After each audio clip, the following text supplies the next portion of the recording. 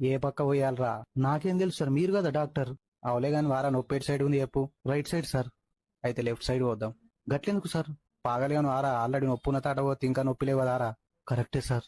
మరి సార్ నాకు మత్తు మంది ఎందుకు ఎక్కుతలేదు?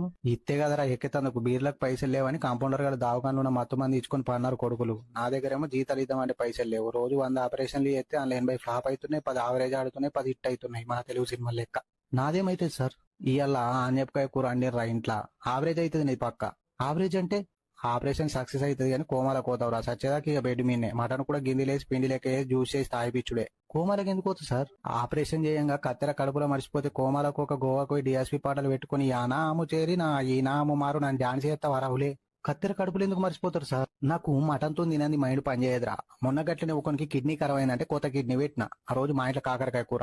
నక్క దారంతో కుట్లేక సుధీల్ దారంతోనే ఇష్టం. ఆడు పొద్దుగల ఫోన్ చేసి సార్ క్రికెట్ ఆడంగా కిడ్నీ కింద పడ